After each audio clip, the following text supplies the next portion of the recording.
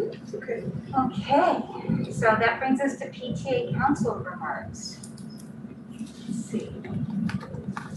Good evening, President Lujan, members of the board. Here, Mr. Santa. Yes, I am. Good evening. You. Trustees, members of the board, audience, administration. Happy welcome back to school. Our PTAs are, of course, feeling their way through the current situations as they stand with all rules and regulations in place, and are looking forward to getting back into as normal an operation as they can. And hopefully we will be hitting stride very quickly. We are, of course, having to make up for a lot of lost time and plan on doing so. Our first PTA council meeting will be on, let me pull up my calendar real quick to confirm that. It will be on Tuesday, September 7th. It will be virtual, and I believe a link will be sent by one of the members of our board to Nalani for the trustees. Other than that, that is all I have to say right now. Thank you and have a good evening, and welcome back. Thank you, Mr. Santa. Okay, that brings us to the Staff Association representative remarks. Do we have anyone here this evening from the South San Francisco Federation of Adult Educators? Not seeing anyone. So I believe that transitions us to the South San Francisco Classroom Teachers Association. President Yano. Good evening, President Lujan, Superintendent Moore, board members, cabinet, South San Francisco community. 1 year and 5 months ago was the last time until yesterday that I had students in my classroom. And I want to share with you the immense pleasure I felt finally to have them in my class again. The masks are a bother. The noise of the air purifier has to be yelled over, but the joy of seeing their faces and having the privilege of teaching them in person again overrides everything. There were so many bumps in that long road that brought us here. And I'm so glad that we have finally gotten here. Not that we are out of the woods. We are fortunate to live in an area with relatively low level of cases right now, but we still have to expect exposures and possibly shutdowns.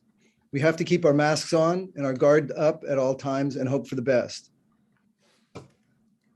Our association goes to the negotiating table the week after next, and I hope that the district comes to the table with a serious offer so that we can complete the bargaining quickly.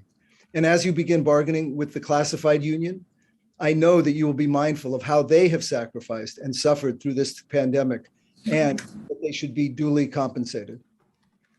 Our association looks forward to being included in discussion of how the $27 million that the district is entitled to for the purpose of mitigating learning loss due to COVID.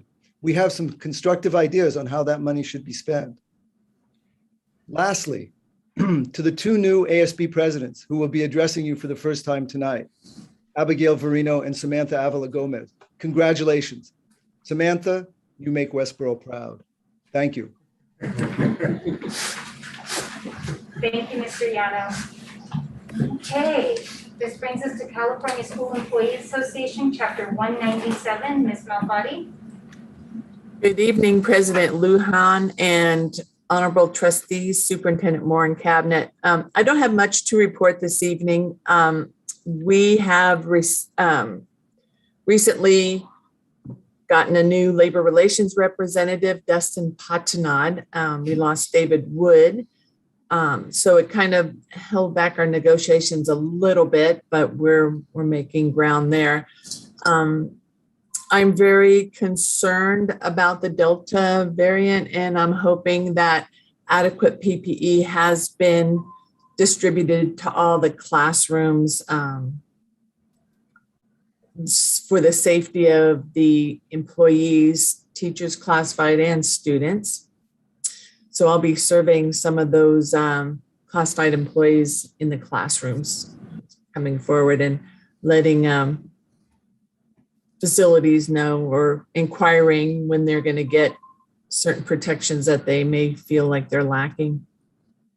But other than that, we had on June 8th, last June 8th, we had an initial proposal approved by headquarters and mailed to Superintendent Moore. So I believe we'll be discussing the articles later on in this meeting. But everyone stay safe and kind-hearted, and thank you for your time. Thank you, Ms. Malfatti. Okay, Personnel Commission. Thank you, President Lujan. Just a couple notes for the Personnel Commission. The last Personnel Commission meeting was on June 21st. And at that meeting, the commission had 11 position announcements they ratified, as well as 3 eligibility lists they ratified. The next Personnel Commission meeting will be this coming Monday, August 16th at 5 p.m. It will be virtual, so the information will be shared at our public places. And if anybody's interested, they can also email me at the district office, jspaulding@ssfusd.org for more information. Thank you, Dr. Spalding. Okay, items from the board. Do we have any announcements or board committee reports? Vice President Richardson? Thank you, President Lujan. I just wanted to share again and remind that everyone out there that we have free COVID testing in our own parking lot here every week except Wednesdays and Thursdays from 8 to 4. So it's the nasal swab, and I had mine and it came back negative. Very good. I will report out unless Dr. Shea wants to report out. We did have our first meeting at the Equity, Diversion, and Inclusion Committee. We got a decent turnout. It was a good cross-section of all our stakeholders, including families, staff, students, and teachers. We did have some unfortunate vacancies from people who couldn't make it, so we are, I believe, going to have a process to fill up the ranks a little bit further. It was a good meeting in terms of establishing ground rules and letting us all know that we will sometimes be uncomfortable, and that's a good thing. Thank you, Trustee Baker. Okay, thank you. Okay, that brings us to the Superintendent's Report. Thank you, President Lujan. So first, I would like to introduce our student trustees and ASB presidents. And so tonight I'm pleased to introduce Samantha Avila Gomez, who is the ASB president from South San Francisco High School. And she will serve as the student trustee this fall. And then Abigail, or Abby Verino, ASB president from El Camino High School, will be serving as the student trustee in the spring. And so both are going to be reporting out on any events that are happening around their campuses. At every board meeting, they'll be providing student perspectives on point of views on issues that arise throughout the school year. And we are very happy to have you, Sam, and welcome to the team. The second item I have, I just want to congratulate our community on a wonderful start to the school year. We did hear that we had some bumps, and I think we kind of anticipated that. It's been over a year since we've had our students back on campus. But from all reports that I received, our students and our staff members came ready with face coverings, being very mindful of health and hygiene practices, and we had protocols in place to support our community. I want to thank our families, and I want to thank our students, and I want to thank our staff for really working hard to adhere to our health and safety expectations. It really makes a difference when we have a community who cares and who will do what we need to do to protect the health and safety of one another, so thank you. The next item under other, late last week, in collaboration with our South San Francisco Unified School District Union leadership, we did make the decision to require all employees to either demonstrate proof of vaccination or undergo weekly COVID-19 testing. Just yesterday, the governor ordered school employees to get vaccinated or to be tested regularly. And so the California Public Health Officer did release a public health order yesterday that is requiring that of all adults, including visitors, all workers, employees. And you have to provide verification of your vaccination status, and if unvaccinated, then again, you'd go through testing. So the purpose is really to minimize transmission to each other, particularly in school settings. It applies to both public and private schools and covers all staff and volunteers who are maybe coming onto the campuses. And so the new policies for school staff takes effect today. and school districts must be in compliance by October 15th. And so in our district, we really recognized that a subset of our population is not eligible to be vaccinated. That's our elementary kiddos, and I believe some of our 6th graders. And so we want to continue to take precautions to keep our entire community safe. And thank you, Vice President Richardson. We absolutely have a partnership with San Mateo County and are providing free COVID testing in our parking lot Fridays through Tuesdays. So it is our hope that both the practice of universal masking, upgraded ventilation systems, an overabundance supply of essential protective equipment. We have mobile disinfection units, portable air purifiers in every classroom, library, and other areas where they're needed at this time. Comprehensive sanitizing efforts and frequent hand washing and daily cleaning of our schools and our offices, as well as the other health and safety protocols. We believe that those, and we're hoping that that will be sufficient to mitigate the spread of coronavirus and its variants in our schools. And so we are also asking for our middle and high schoolers to self-attest their vaccination status. And really, it's important that we have that information in the event we have to contact trace and identify close contacts. Without that, it makes it really challenging. And of course, all of the information that we gather will be kept confidential. It's not something that will be shared. I will bring it to a close. We all know we have a new Assembly Bill 130. It's independent study options. And if anyone is interested in that as an option, you can visit our website, SSFUSD.org, for additional information, and you can complete the Google form that we have there. And AB 104 legislation regarding retention, grade changes, et cetera. You can also look at our district website. We wanted to make sure that all high school parents and students know that the deadline to submit the grade change form is August 16th. That is Monday. No grade changes will occur after August 16th. At this time, that was a mouthful. It is just such a warm and wonderful pleasure for me to introduce 2 new members of our leadership team.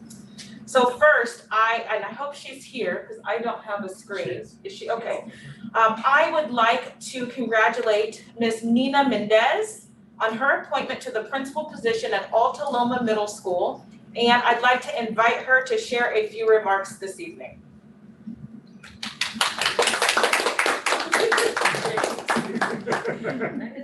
No, she's coming. Good evening, Dr. Moore and Cabinet and the board. I just wanted to say that I am extremely excited and so appreciative of all your support and confidence, and just cannot wait to get this school year on the road and see what it has in store and return to the community that is close to my heart. Thank you. And next, I'd like to congratulate also and invite Ms. Leticia Gonzalez, who is our new principal at Sunshine Gardens Elementary School, and she will also share a few remarks. Hi, good evening, Dr. Moore and Cabinet and Board. I would like to thank you all for approving me as a principal at Sunshine Gardens. It's been an exciting few days getting to know students and parents, and I'm so thrilled to be working alongside such a wonderful team of teachers and staff. And I just look forward to a wonderful school year ahead. So thank you very much for the opportunity and vote of confidence.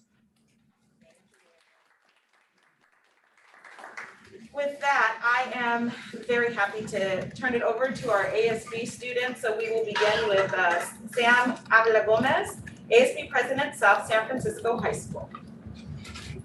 Hello, good evening, President Lujan, Superintendent Dr. Moore, the Board of Trustees, and all those watching from home.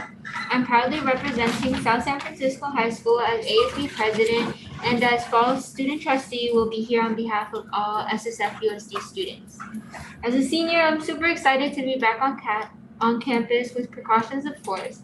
Today was our second day on campus and it has gone really well, and everyone is just super excited to be back and be able to see their friends again.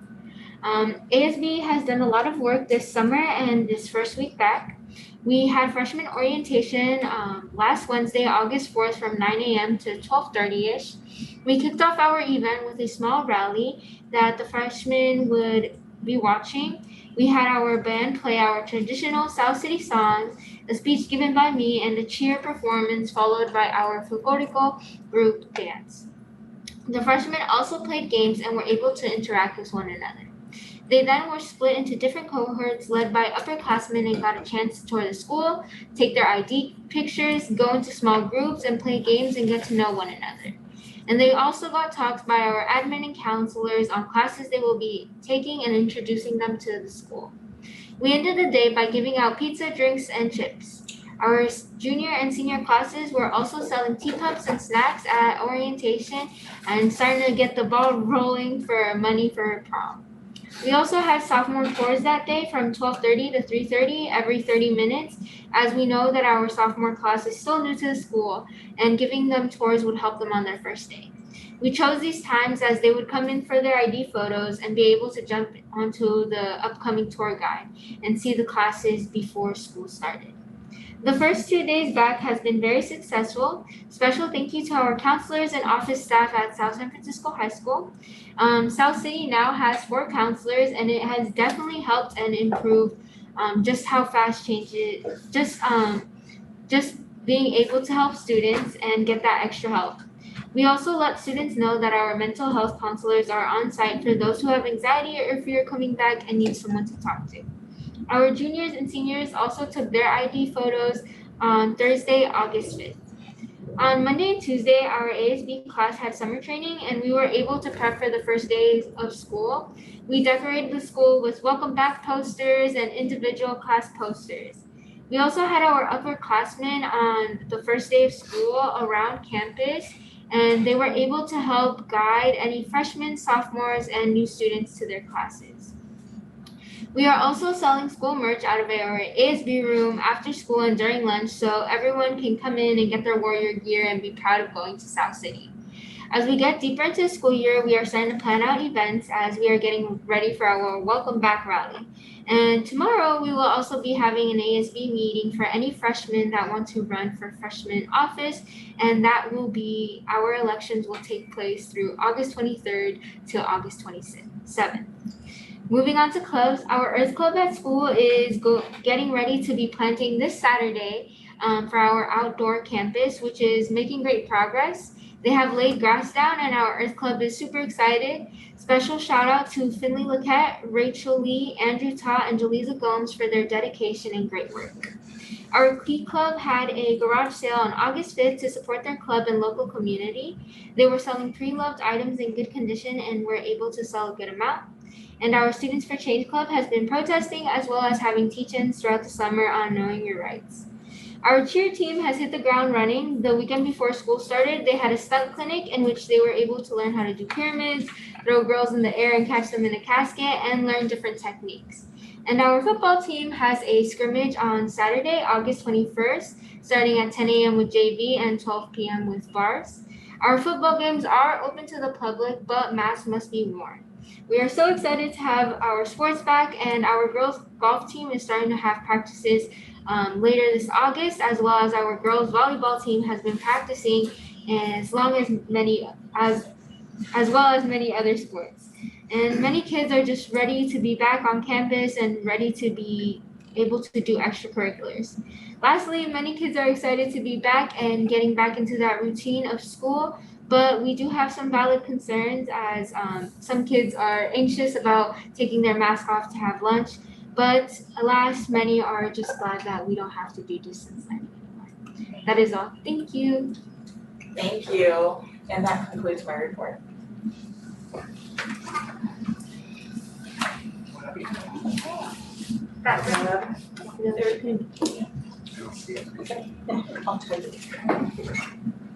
Thank you. Okay, this brings us to the communications portion of the meeting this evening. The public comments that were submitted in advance or already submitted, thank you for those of you who submitted public comments in advance. Those were submitted to the board before this meeting and have been read. This meeting is recorded. Individuals may address the board concerning school business not on the agenda, but public comment cannot be acted upon or discussed by the board unless placed on the agenda at subsequent meeting, in accordance with the law, the Brown Act. The board may request staff to respond orally at the meeting or in writing at a future time. So at this time, I'd like to ask any attendees who would like to speak to raise their hand now so we can get a sense of how many speakers are interested in speaking. I see one hand up.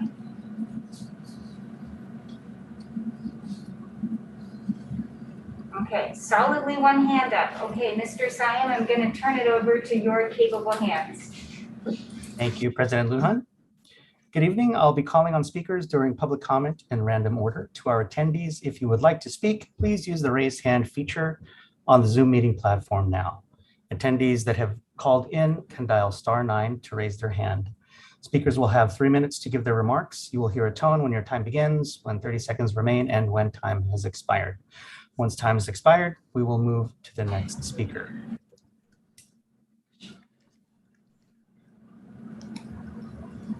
Give me one moment.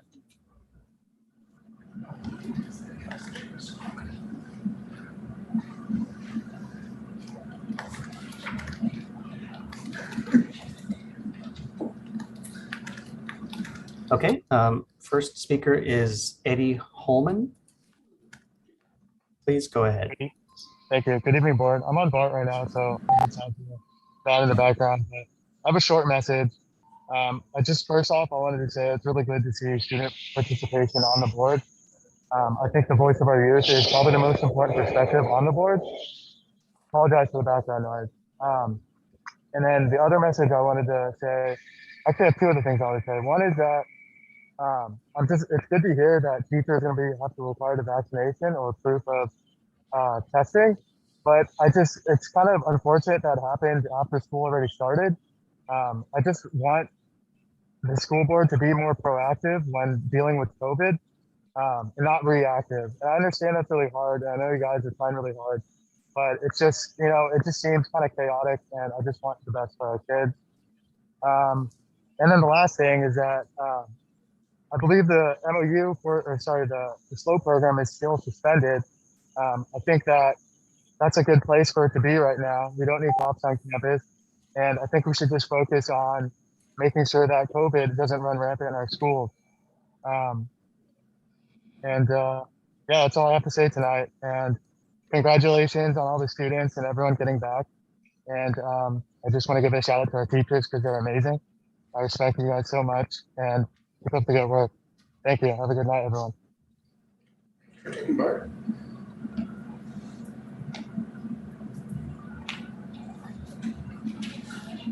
Okay, President Lujan, that was the last speaker. Thank you, Mr. Simon. Thank you to our speaker this evening, Mr. Holman. Okay, transitioning into presentations, apologies. Okay, so our first presentation this evening is the return to in-person re-engagement. I believe I turn it over to you. Thank you. So even though we have sent regular communications out to our community, we posted our reopening plan on our district website. All of our sites held parent engagement meetings to outline our return to school health and safety expectations and re-engagement efforts. We wanted to provide a formal board report as well. We have approximately 55 slides in our PowerPoint, and we are excited to go line by line, bullet by bullet. I'm just kidding. So we are going to provide an overview this evening because much of this you've heard already, and so we will. Okay. So we will share with the board just where we are and what things we have done to prepare for reopening in 1 minute. Yes, sorry. Too excited about summer school. You had the right one, I think. No, I had summer school. Oh, okay, here we go. So, sorry. That's okay. Too many open tabs. Sorry, folks, that you saw my tabs. All right, next slide. That's three.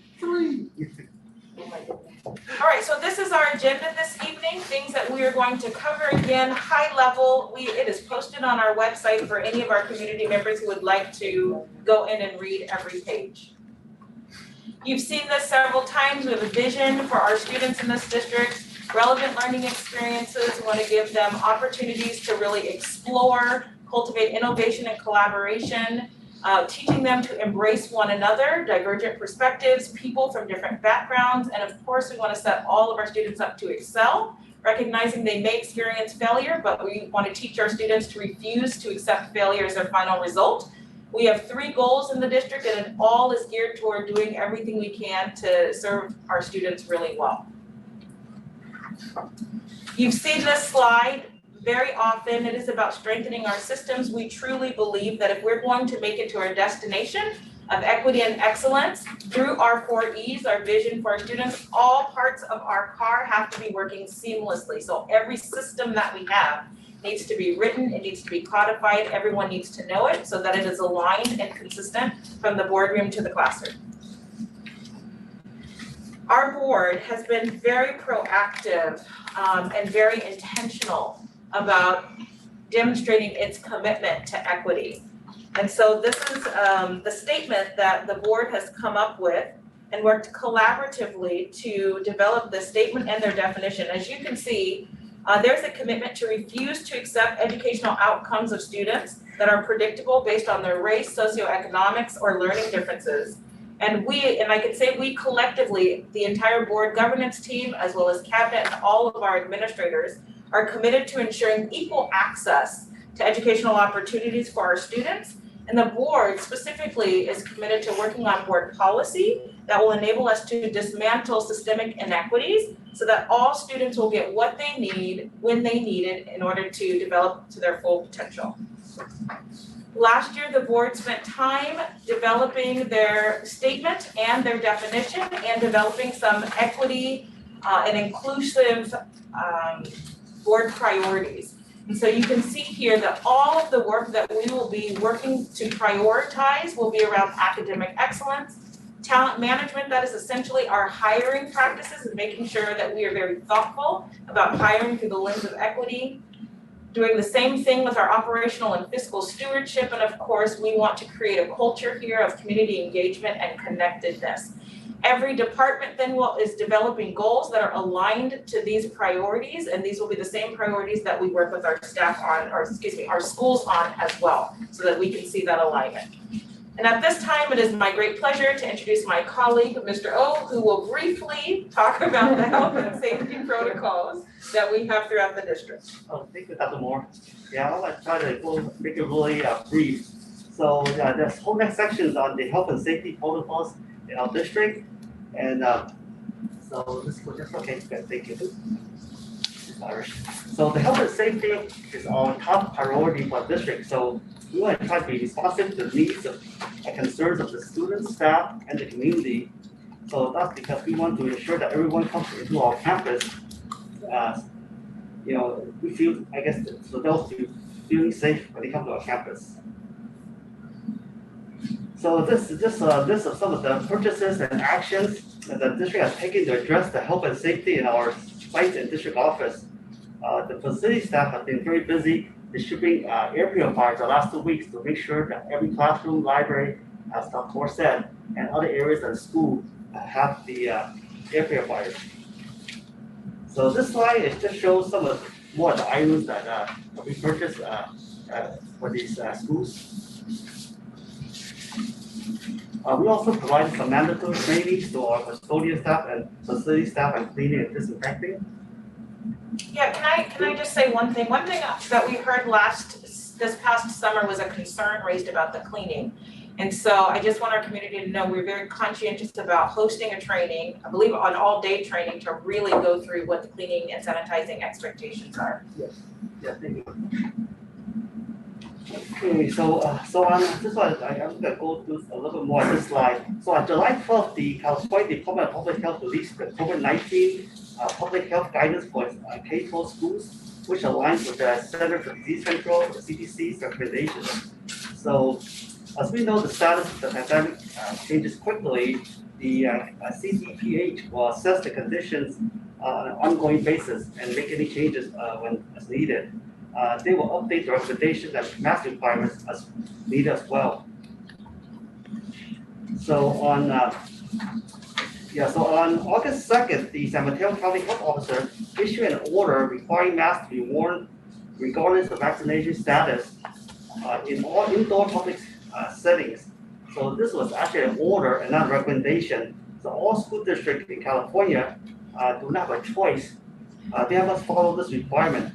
And there's only a few exceptions to this rule.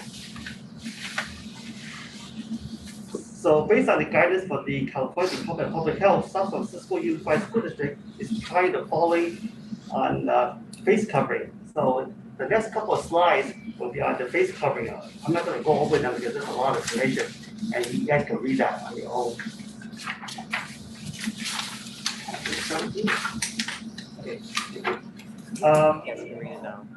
So currently, there's no more physical distancing requirements per the California Department of Public Health at this time.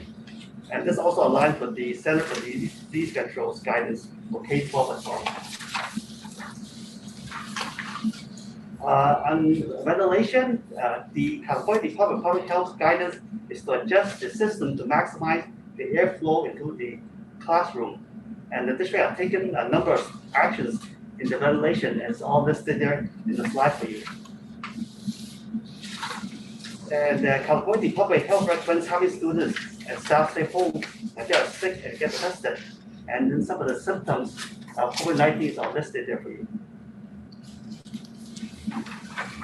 The California Department of Public Health guidance also includes information on hand hygiene recommendations, and I list that on the slide for you also. Our facility staff will follow the guidance from the California Department of Public Health on cleaning. And basically what the guidance says is that in general, cleaning once a day usually is enough to sufficiently remove potential viruses that may be on surfaces. That's kind of what they're mentioning. Based on the California Department of Public Health guidance, custodians will be cleaning and disinfecting restrooms once a day.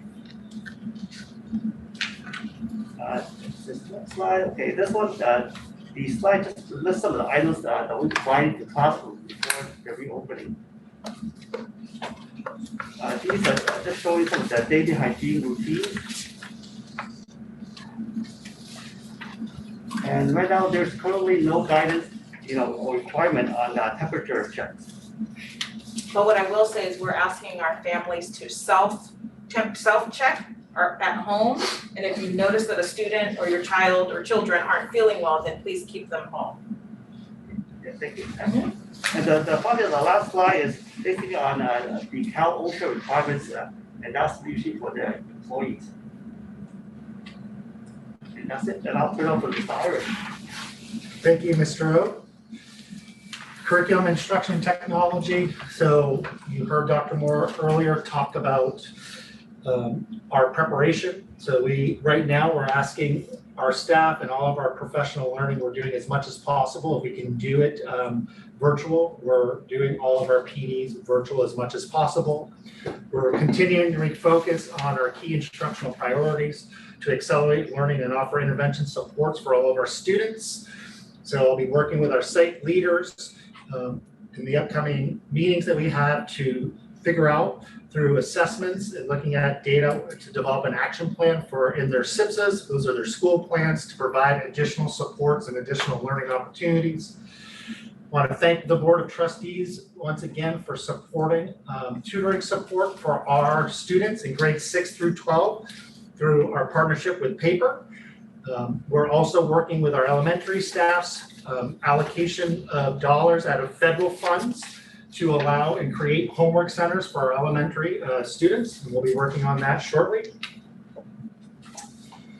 We're going to continue to, now that we're one-to-one, thanks to, one of the benefits of COVID-19 is all the massive technology that we were able to purchase and then integrate. So all of our students have tech devices, and we're going to continue to use those platforms and applications to assist our students. We're fortunate. We're going to continue to focus on culture and climate. And we just got a new hire of our social emotional learning coordinator. So we're working with our administrative teams to implement that as well. And then the big focus for teaching and learning this year, you heard Dr. Moore talk about the equity statement. We are going to work on the purpose of grading and our homework policy so they're more equitable for all students, and redesign our elementary report cards. Those are some of our key goals there. And now I'd like to pass it to my colleague, Dr. Spalding. Thank you, Mr. Irish. So as everyone has known, we've been in this pandemic for over a year and a half. And so a big focus will be restorative start to this year, building on relationships with staff and students, building the culture and climate up. And big thing is provide social emotional support for our students and our staff. As Mr. Irish said, we did hire a social emotional learning coordinator. We have also hired a social emotional learning teacher on special assignment, and we've hired a coordinator for alternative suspension, which does work with a lot of social emotional learning curriculum as well. So we're excited to have some new team members on to support our school sites. Next slide. So I just want to highlight a couple of social emotional learning supports for our students. The board has graciously, again this year, put aside $600,000 for YMCA for YSB and Safe School Advocate support this year, which is additional counseling services at all of our schools. In addition, we have, we're hiring additional wellness counselors, 7 of them, for additional mental health supports at all of our schools. And tonight, in front of the board is an action item for telehealth, mental health care and counseling service for adolescent students as 12 through 19. And also for our students and parents is a handoff service for mental health care and counseling services through Care Solis or Solis. It is on the front page of our website. Next slide, please. And also would love to point out, we do have a social emotional support for our staff. We have provided training last year on some trauma-informed practices. We're going to reintroduce that. We do have our TOSA, Social Emotional Learning TOSA, that will be working on some additional support for the staff to teach with our students. But we have an employee assistance program through our San Mateo County School Insurance Group that our employees can access, as well as Care Solis also will help our staff with any kind of mental health care or counseling services. And that is hopefully short and sweet for the community and the team. I'll turn it over to Mr. O again. You're up. Yeah, I got to good twice today. So, yeah, I guess there's a question about what type of funding have we received during the pandemic, and so I put together a slide here which summarizes what we received so far in 2021 and what we anticipate to receive in 21-22. So you can see that there's a total of about 20.5 million in stimulus funds that we're anticipating to get over the 2 years. All the funds in 2021 has been spent already, except for about 1.4 million. Actually, it's quite less than that right now. And that is the ESSER 2 funds. That's the only one remaining in 2021. The district is projected to receive about 11.5 million this year, 21-22. Next slide, please. Okay, so in 2021, the district also spent 7.6 million of the federal stimulus funds, and this is a list of them grouped into categories. This will be different ones, so I try to group them into categories, and you can see that the bulk of it, total for Chromebooks, iPads, MacBook Air, laptop, and hotspots alone comes to close to 5 million. So that's the bulk of that where the money is spent. Next slide, please. Here's a list of the essential protective equipment we have on hand. So I won't go through them, but that's what we have in our warehouse ready to pass to the sites. So one of the stimulus grants that we are waiting to receive is the Expanded Learning Opportunity Grant. And this slide shows how the district is planning to spend the funds. This is how Mr. Irish filed the application. So the expenditures plan, this one was approved by the board on May 27th.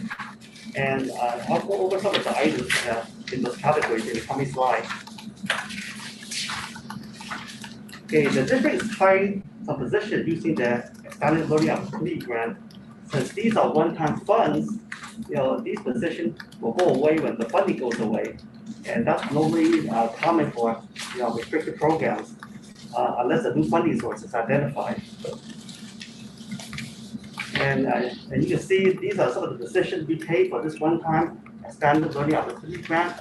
As Scotty mentioned, 7 new wellness counselors, 1 post-teacher on special assignment for social emotional support, and then we also charge some of those paraprofessionals from the LCAP over this grant. Okay, and then in addition, the expanded learning opportunity grant, we set aside also $450,000 as an allocation to the elementary schools to run the after-school academic or homework center, as well as funding for the hotspots. And then the last category is the SF3. That's the one that we just learned about, and that's about $6.2 million, and that's also one-time funding. And this is the third wave of the ESSER funds that we're getting. The district will be taking these as project plans with more prior to September 30th for approval. And then Mr. Irish will be working with cabinet, the sites, and others how to spend these funds. And that concludes my presentation. Thank you, Mr. O. And so everything that we have worked on to try to provide to our students and our staff and our community has been because we recognize what's needed in terms of educational equity for our students. Go ahead. And so there's some things that we have really prioritized for this upcoming year that we are excited about. We heard Trustee Baker talk about the Equity, Diversity, and Inclusion Committee. We are excited. We're going to be launching a Student Advisory Committee. You heard Dr. Spalding talk about alternative to suspension programs and really support more positive and restorative discipline. And so, I mean, we are moving through some of these slides quickly because we recognize 55 slides is a lot, but we did a comprehensive job and we wanted our community to know we hear you. We heard our community when they said we need more counselors, we need more mental health support, we need more social emotional learning. We really want to accentuate student voice. And so we hope that what our community can see is that we heard and we're listening and we are working to be responsive to meet the needs of our student community. The other thing for equity and engagement efforts, you can see here re-engaging students with athletics and extracurricular activities, and we heard Sam talk about that, and really just rebuilding and reimagining systems so that we can collaborate with our staff and figure out what do we need to do next that's different. We are not interested in going back to normal the way things were. We really are trying to hold on to the momentum of reimagining what school could be, the schooling system, the systems that we have here could be. And so we're excited about some of the things that we are doing to elicit that feedback so that we can get to a place where our students love coming here and our staff love coming here, because that's really what we want. You can see here we're going to be continuing to work collaboratively with different parent groups, our PTA, our District English Language Advisory Committee, our special education, and so on. And one of the things I'd like to point out at the bottom, you see we have a partnership with Equal Opportunity Schools that focuses on increasing access for all students into AP classes. And I just want to remind our community at the very beginning, we talked about the board's priorities. And then you saw in the middle is equity plus access equals outcomes. And so we're partnering with organizations that can assist us. And then the last one, partnership with West Ed, really looking at our pathways and placement criteria. Again, so that we're not only increasing access, but it's equitable. We want our students to do well once they get in these classes. Mr. Irish. Thank you, Dr. Moore. Good evening, community. Really quickly, you've seen all these slides about AB 130 and independent study. So I'm really just going to do a quick overview. All this information is on our district website under the AB 130 tile. We had a webinar last Thursday on the 5th. We had over 206 families express interest. Educational Services is working with the 150 families that are currently interested in the independent study program. We are communicating with them daily. They had picked up their tech devices yesterday And they started some synchronous instruction with our amazing TOSAs, Teachers on Special Assignment, this week. Dr. Hugh, who is our Director of Student Performance, we are working on loading all of our students into Edgenuity courses. Our launch date to actually dive into the Edgenuity curriculum is slated for August 23rd, 2021. So Dr. Hugh and I will continue to communicate with our families around independent study. If parents are still interested, there's a link on our district website. It is going to be there for the entire 21-22 school year. So I just want you to know that. And that's really it. All the rest is on our district website about specifics of the. So on behalf of Cabinet, we've concluded our return to in-person engagement presentation. Yeah, thank you. I had one just like this one. Did the state give us extra funding for this program? So we are using, that's a great question.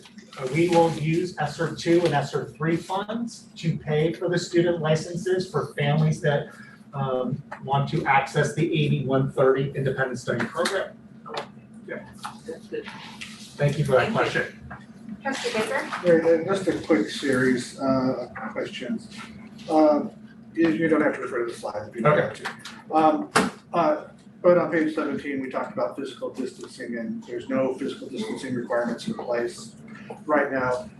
We don't have the same labor agreements about 6 feet separation between teachers and students either that we had over the spring. No. Okay, great. But what I do want to say is our site leaders and our teachers in certain classrooms, when there's lower students, they're very cognizant. When they can space, they are moving desks around in classrooms and in our open spaces as much as possible. And during lunch, we're encouraging students at our sites to eat outside if they can and physically distance. So a lot of our site leaders are working on staggering their lunch. We have a staggered lunch at our middle schools to help to distance. So we have put in some additional mitigation strategies to help with the distancing. Sure, that was actually my next question. I had a couple of community concerns about lunch in particular. And, you're sitting within 6 feet. You do have, can't shove food through the mask, so you are basically unmasked. And I know, for example, I'm thinking Brewery Parkway here in South City, you have these big tables that the students gather around, and they will be sitting 6 feet or less than 6 feet while unmasked. Technically, yes, that's outdoors in these cases, but I guess I'm just passing on that I have heard concerns about lunch in particular from the community.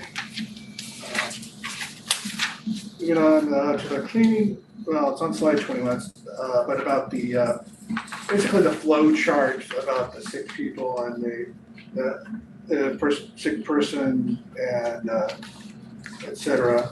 I did pass on the flow chart that was in the reopening guidebook to a couple people with concerns.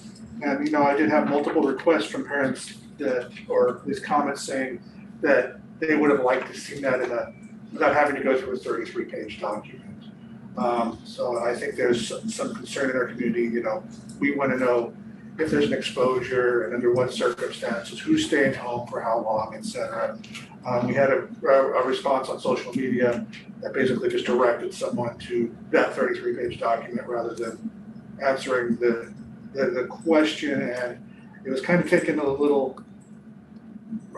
The person who received that as their response to the 30-page document wasn't very happy.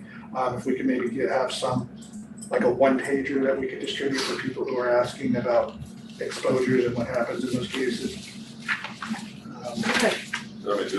Trustee Baker, I will be happy to do that. So page 22, the California, the San Mateo Pandemic Recovery Framework, I'll be happy to distribute that and have that one page. Sure, and there's also, like, in our recovery handbook, there's that expanded flow chart of one person's math, but the other is not. Yeah. I mean, that's when you start to get complicated, but I tried to share the simplest version I can find. I guess this is a comment from me as a watcher, the virtual, we are prepared, as you said in the statement, in the presentation, to go back to virtual teaching and learning during emergency school closures. I'm knock on wood, but, you know, I'd say there's a better chance than not that at least one classroom will eventually have to go back to teaching it virtually at some point. So I know it's gonna go better than we did in March 2020, but do we have like a flow chart for our staff if that happens? Like say maybe a teacher's got the positive contact. Do we have a sub come in for that? Or will the teacher, if they're feeling fine, be able to do the quarantine from home, but virtual teach the kids? Do we know that yet, or? Well, I can tell you, we follow the guidelines, and it's depending on vaccination status and unvaccinated status, because the quarantine treats people differently, basically on symptomatic and asymptomatic. So we do follow that flow chart. So if a teacher is symptomatic or is sick, there would be a substitute for that classroom. So can I clarify something that you said? You talked about at some point we might be going back to virtual, and I think. I mean, not through any circumstances of our own, but say No, of from- course.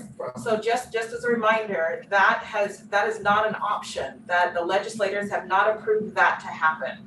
And so what we're really trying to be mindful of is following the flow chart. And of course, some of that means contacting local health authorities who would then guide us. But by all information that we have received, transitioning back to virtual distance learning the way we had it in the spring is not currently an option for school districts in California. I do understand. I was wondering what would happen if there were an emergency closure, say we got it, where's the county shut everybody down, for example. I think we would hopefully get some guidance if that were to happen. Well, we can hope that, yes, but otherwise, you know, it's 55 pages because you guys have put a great amount of thought into this. I thank you. I know we've worked with partners in and outside the district, with the county's Board Office of Ed. You know, there are so many contingencies there. I don't envy any of your jobs right now, you know. So thank you for putting this together and thank you for preparing. Thank you. Student trustee Arvila Gomez. I just have a couple questions. Starting with the air filters, I know I've heard from a teacher that when they were teaching, their air filter just turned off, but they didn't notice it until the class ended. And even then, they still haven't gotten a replacement. So is there a better system that we can have in place for replacing air filters that have like malfunctioned, or just I guess is there like a routine to check up on them if they're working or not? Yeah, well, and so most of them are brand new, and so if a teacher is experiencing a challenge with one of them, they just need to notify their administrator, who will notify the district, and we will respond accordingly. And then my next question is, will the student advisory committee be open to Baden High School students? So it's gonna be all secondary, Middle yes, included. yeah, middle included. And then my last question, this is a valid concern that I've heard from both teachers and students. I know many teachers are opening their windows to let rooms be ventilated, but with fire season coming up, they're having to decide whether to close the windows or they're just having to choose between ventilation or just ash fire. Is there any support that we can give to them as we come closer to fire season? And we know we usually like close students in, but you know, with COVID, it's going to be a little bit more difficult. Do we have any answers for them? Yeah, you know, part of what is identified in our recovery framework is that we follow Big Five protocols, which means that we would need to close windows and shut doors. One of the mitigation strategies that we've been told is really supportive in a situation like that are the portable air filters that we have in the classroom. And so that, and even if fans are there to circulate air in the classroom, that also is another strategy that educators can use. Thank you. Of course. Any other questions? Vice President Richardson? Thank you. I just wanted to repeat that we have so many layers of protection that if we need to open up the windows, that's one strategy. But we also have MERV 13 air filters, the ventilation assessment, system adjustments. We've got it covered, I believe. It's just more than we've heard of other districts to have a group. I would like to emphasize how much work the staff has gone through to make sure that if something's not working, something else will. This is a comprehensive approach. Hand washing, keeping your mask on, everything, cleaning wherever you've been. These are all going to work for the larger picture, and that's cleaning. And I think we've got it covered. I'm very confident, and I'm thankful that our staff is so conscientious. Thank you. Dr. Schiff? I just want to make a similar comment as Vice President Richardson. So thank you for all, Dr. Moore, your leadership and the team with this safety, and then you listen to our public safety and health, and with all those preparations. So really appreciate that. And also how you also listen to the public about the social emotional supports, and you utilize the funding, one-time fund for all this support, not just students or our staff, but also family. That is really appreciative of all the work. So those are the two major points. And then also the funds, it lay out very clear how we as a board we approve that, and then how you guys spend it. And it's so conscientious about the one-time money spent on one-time thing. So keep our district's budget intact, together. Yeah. So really appreciate all the very thoughtfulness behind the scenes to guide our district. Thank you. Thank you. I'm just saying, thank you guys again. I mean, you guys are amazing. You always go above and beyond. You provided us with this really comprehensive report, and I appreciate it. And I appreciate your attention to our community, our school community, and teachers, staff, everybody. So thank you very much. Thank you. Thank you for the presentation this evening. Very clear, a lot of work went into it, all of them working very hard, and safety of our students and staff has been at the forefront of your mind, so thanks, thank you. Okay. Alright, our next item this evening is another presentation, not about me, you're fine, don't worry.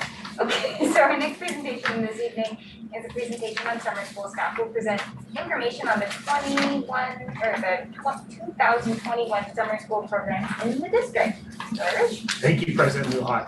I'm going to pass the mic to Dr. Hugh. She oversaw the summer school program and has worked with our summer school leaders with Dr. Brooke in the month of June. And then when Dr. Garcia transitioned in, Dr. Hugh stepped up and took on all of summer school. So good evening, Dr. Hugh, and all of our summer school site leaders. Thank you so much. Thank you, Mr. Irish. Good evening, President Lujan, Board of Trustees, Dr. Moore, and Cabinet, and SSFUSD community. I'm pleased to be here tonight with a wonderful team of school leaders who oversaw our summer programs. I'm going to, there we go. So this summer, we had 6 programs on 7 different campuses in person, and then one of our programs was also online, it was virtual. We had 174 teachers, staff, and administrators who were working with over 1,500 students. And as you can see there, we served with Ms. DuBost and her team served almost 22,000 meals to our summer school students this year. Our summer school programs really covered the range from preschool through adult. So we have our Big Lift Inspiring Summers program, Elevate, which was our virtual program, extended school year, STEAM Academy, and high school credit recovery and enrichment. With that much of an introduction, I'm going to turn it over to our summer school leaders who will talk about their programs and just highlight a couple of key events. I'm going to start with Big Lift Inspiring Summers. Mr. Carvacho, would you like to introduce your team? Thank you. The Big Lift Inspiring Summer program is made possible by our continuing partnership with the Silicon Valley Community Foundation, County of San Mateo Office of Education, San Mateo County Libraries, Bell Excel, Channing Zuckerberg Foundation, and Measure K. This summer marked our 6th year of the summer program, where the main goals remain to be able to provide summer learning opportunities for our scholars. and to help with the initiative's primary goal of having 80% of our students in our county reading proficiently by the end of 3rd grade. I want to thank Ms. Guyal and Ms. Saba, our county library leaders, as well as our Ed Service team, Mr. Irish, Dr. Groth, and Dr. Hugh for their leadership and support this summer. We're very thankful for our site administrators, Ms. Daniel Libman, Ms. Gonzalez, and Ms. Kawada for their energy, creativity, patience, and commitment. We are also grateful for our Big Lift teachers, coaches, and county facilitators for dedicating part of their summertime to the program. We are very proud to share that after 6 years, over 70% of our staff have worked between 3 to 5 years. Speaking of years, completing her 5th year with Big Lift, it is my pleasure to introduce you to Principal Daniel Libman. Thank you.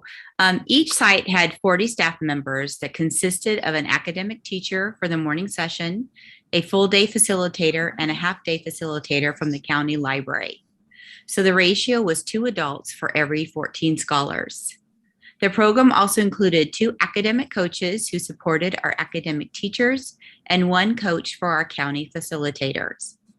We had a total of 336 spaces available for the program, and we were able to fill 96% of the available spots. And throughout the program for both sites, we were able to maintain an ADA above 90%. A few of the highlights of our safety guidelines are as follows. The staff and scholars were required to wear masks at all times. We practiced social distancing, and we had staggered drop-off and pickup times. And now to share more information regarding our program activities and curriculums, it is great pleasure that I pass the mic to Ms. Kawada. Thank you. Good evening. So our days were split into academic mornings with a focus on literacy, math, and school readiness. And our enrichment afternoons was with the focus on STEAM activities, which was science, technology, engineering, art, and math activities. With the amazing support of our 2 academic coaches, our students were given pre-assessments during the first week to provide our teachers the information needed for small group instruction and to target student needs. We're happy to report that the post-assessment results showed growth among all classes, but the most important growth came from students acclimating to the classroom environment and interacting and socializing with their peers. Our enrichment afternoons were led by our phenomenal San Mateo County Library facilitators that allowed our scholars the opportunities to explore STEAM activities. They collaborated with classmates to design and test, redesign and evaluate their processes and findings. They explored activities in engineering, physics, math, chemistry, and art. One of my favorite parts was seeing the pride and excitement in students' faces when their projects worked and when they couldn't wait to tell me all about it. And I'm going to pass the mic to Ms. Leticia Gonzalez. Implementing activities that would help build community and connectedness were of critical importance this summer.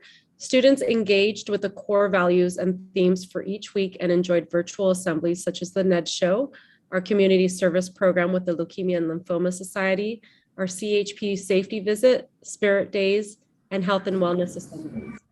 These activities help to establish student positive behavior, social and emotional well-being, student connectedness, and care for their community. The highlight of our program was the closing ceremony. Our talented students practiced for weeks and showcased their song, dance, or poem in a performance we shared virtually with over 300 parents, community partners, and district and board members. For our students, the culmination of the program brought about confidence and pride, a curiosity for learning, taking risks and building trust, and fortifying relationships and friendships. We ended the program with tears because of the lasting impact the program had made in their lives in such a short amount of time. We feel very proud of the program we built this summer, and we look forward to more blissful years to come. I'm now going to turn it over to Mr. Lunt to introduce the Elevate Math program. It was great to work once again with our Silicon Valley Education Foundation partners and the directors of Elevate. Because it was an online platform, it allowed for staff from our district and also outside of our district, even as far as Southern California, who went through extensive training on lesson implementation, instructional strategies, and how to utilize a variety of online instructional tools to prepare students for the upcoming school year. This was especially important at the tail end of a year with distance learning, where many were concerned about making sure students were given an opportunity to improve their knowledge of mathematics. On the next slide, it outlines that this online platform allowed for us to serve over 260 students who were already familiar with the online format. However, we wanted to test out to see whether or not they were burned out from distance learning, and it seemed overwhelmingly that they were highly engaged because of that training and because of the activities that were presented. Attendance was steady. Our team of teachers, college mentors, and community partners provided engaging and relevant activities.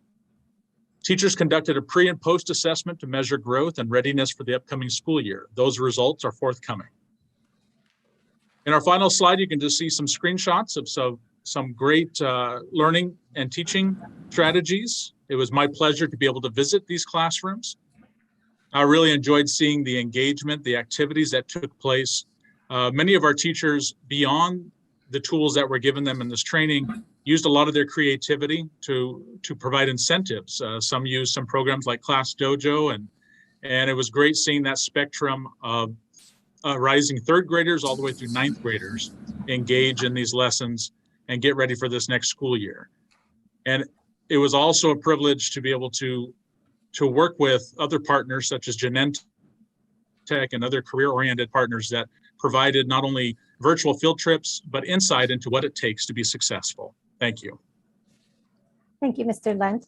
Next, I'm going to turn it over to Assistant Director Brooke Crosby to talk about extended school year and introduce her team. Hi, the next few slides will provide you with an overview of extended school year, and then the 3 ESY assistant principals will share highlights from each of their programs. Let me introduce my ESY team. I'm Brooke Crosby, principal of ESY and preschool ESY. Margaret Lee, elementary assistant principal. Jonathan Berg, middle.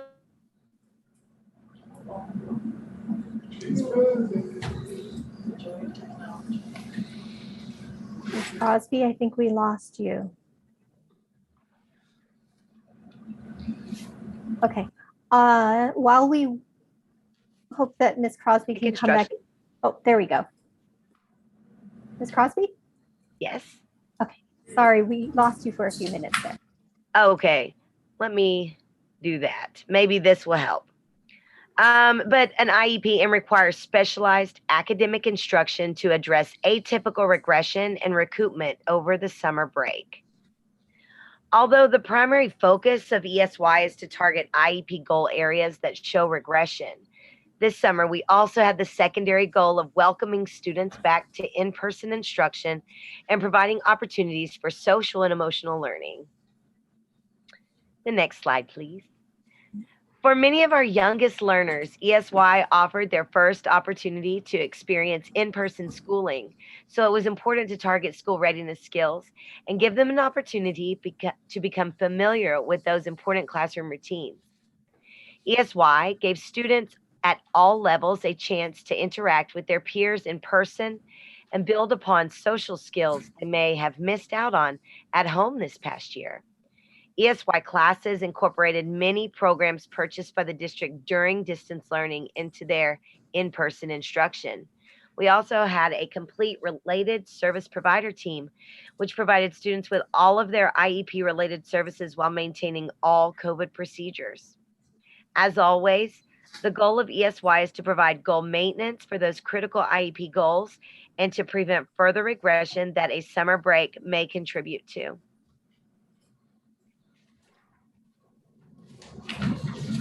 This chart shows you the specific programs that are involved in ESY and our enrollment this summer. Although we did have many families that were still not comfortable with in-person learning, we are proud that we were able to successfully include over 150 students in our ESY program. Primarily at Hillside Preschool, we focused on sensory regulation and cooperative learning experiences, implemented in a safe manner in relation to COVID protocols. And these were the foci of Hillside's preschool ESY programming of our youngest learners. Spirit Days allowed us to all participate in sharing who our favorite characters are. This was a fun activity to build our culture and community at Hillside, as many parents and students are participating in school for the very first time. As a way to promote consistent behavior support at school and at home, the Board Certified Behavior Analyst, or BCBA, that works with Hillside contributed to our Hillside Parent Newsletter with behavior strategies that can be utilized at home and at school. And now to Margaret. Staff and families at Los Cerritos were so happy to have our students back on campus. The teachers worked hard to take advantage of having their students back in person, focusing in on those daily lessons in ELA and math. But as you can see from our photos, it was not all work with no play at Los Cerritos this summer. Here we held 1 to 2 theme days a week, and we had our own version of the Summer Olympics, which was really so much fun. We also received a generous donation of books from the South San Francisco Public Library, who also provided with us a virtual story time. It was really a great summer.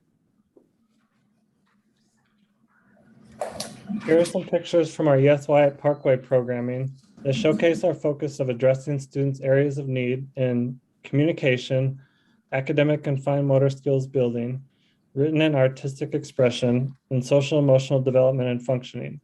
They include picture icons to facilitate consistent use of positive work habits, an ocean-themed project work sample, writing work samples, academic activities that incorporated the arts, one of the finished products of a robotic hand project that one of our teachers did with her class, and one of the pet-assisted therapy dogs that visited our therapeutic classroom program from the Peninsula Humane Society and SPCA.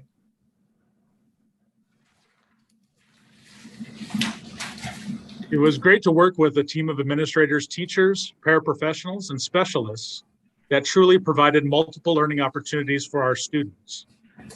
I had the privilege of working on 2 campuses this summer at El Camino, in which I was able to get to know teachers, paraprofessionals, and students from both El Camino High School and South San Francisco High School, and saw many of the great projects and academic instruction, as well as community-based learning that took place. Also, I had the privilege of working at the Adult Transition program, as well as Therapeutic Day at Baden High School. And I appreciated greeting students every day and getting to see them in person. And several of them were students at El Camino, and I was able to see the great young men and women that they have become.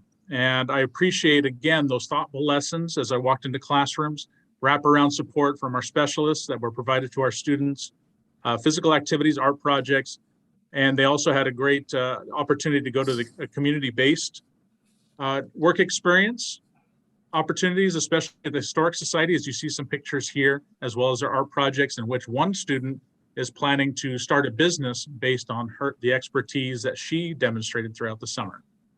Thank you. Thank you, ESY team. Next is our STEAM Academy, Mr. Tsujisaka and Ms. Holt. Hey, everybody. All right, so let's talk about STEAM. So first of all, I was the principal. We have my assistant principal, Mr. Plastic, also in the meeting, and we have 2 community partners.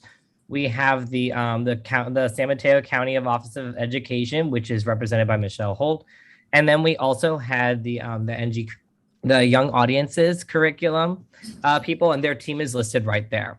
So just for a little bit of data, our program was able to serve 198 students between the grades of rising 4 through rising 8th, with an average daily attendance of 91.8%. We had 34 teachers, young audience teachers and support staff. I'll describe the difference on the next slide.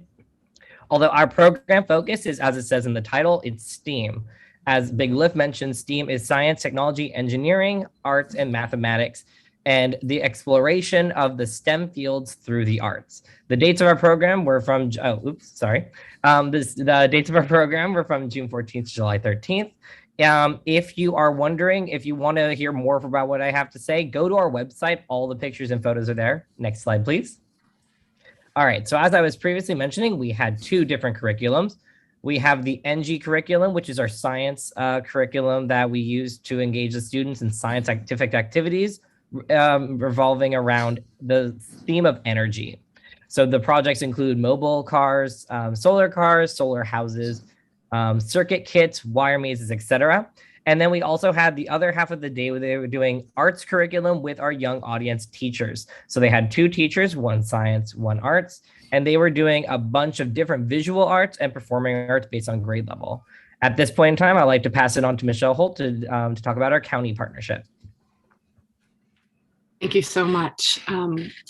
I just want to give a shout out to all of the summer presenters so far. As the Arts and Restorative Learning Coordinator from the San Mateo County Office of Education, I'm so thrilled to hear arts mentioned in every single presentation. And your school district, South San Francisco, has been such a tremendous supporter of arts in schools. So thank you for that. I'm also working very closely and have for years with young audiences of Northern California. And basically just want to say that this project is a model in terms of it being culturally responsive pedagogy and it being a unique, immersive professional development opportunity for teachers to collaborate, create, and deliver curriculum alongside a teaching artist. It's a model that I hope to share with other districts across the county. And in the next 2 slides, you're just seeing some results of teacher feedback, some of the things the teachers shared about their experience, as well as on the next slide, the parent and an administrator feedback as well. And some of the photos on those slides are some of the art activities. For example, there was a printmaking, there's taiko drumming here in the upper right. And this program was created a few years ago, and I can speak on behalf of young audiences of Northern California. We definitely look forward to another summer next year. Thank you. Thank you, STEAM team. And our last program to present tonight is the high school program, Credit Recovery and Enrichment. Mr. Briano. Good evening. I'm James Briano, a proud assistant principal at El Camino High School and 4-year high school summer school co-principal. My esteemed colleague, Mr. Vincent Ramirli, the other summer school principal, can't join us this evening, but we are being joined by Ms. Jenna Sands, vice principal, aspiring administrator, and I want to turn it over to her for just a moment so she can describe some of the feeling of being back on campus. Sands?